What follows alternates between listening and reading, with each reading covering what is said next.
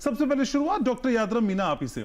तो डॉक्टर मीना, कृषि के लिए क्रांति एक एआई के तौर पे कितने बड़े तौर पे आप देखते हैं और कैसे इसे परिभाषित करें और कितनी आपको ये प्रैक्टिकल नजर आती है?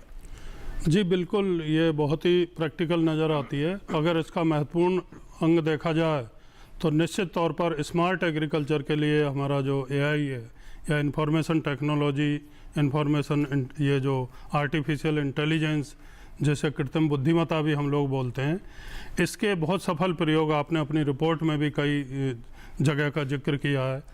तो निश्चित तौर पर वर्ल्ड वाइड अगर देखते हैं तो विश्व में भी इस पर काफ़ी काम चल रहा है, चर्चा चल रही है। और एआई टेक्नोलॉजी के माध्यम से हम जो हमारे पास संसाधन मौजूद हैं, चाहे पानी हो, हमारे पास जो ज़मीन जो जितनी है उतने में ही उन्हीं संसाधनों को अगर हम आर्टिफिशियल इंटेलिजेंस के माध्यम से यूज करते हैं तो बहुत कुछ सेव करते हुए, कम संसाधनों का उपयोग करते हुए अच्छी गुणवत्ता की ज़्यादा पैदावार ले सकते हैं।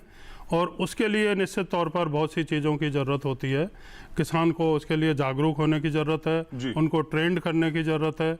इसके अलावा जब वो चालू करें इस कार्यक्रम को तो निश्चित तौर पर शुरू में थोड़ा सपोर्ट की ज़रूरत होती है।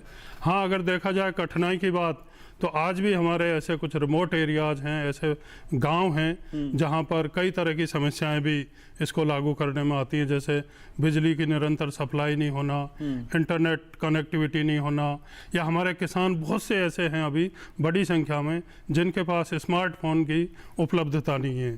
तो ये चीज़ें थोड़ी समस्या कर सकती हैं, लेकिन बहुत ही बेहतरीन ये आर्टिफिशियल इंटेलिजेंस का उपयोग हो रहा है आजकल, और उससे हम कम से कम लागत से कम संसाधनों से बहुत अच्छा क्वालिटी का जो हमारा प्रोड्यूस है, चाहे वो बागवानी के फल और सब्जियां हों या दूसरी फसलें हों, अच्छी गुणवत्ता की कम से कम संसाधनों से हम पैदा कर सकते हैं।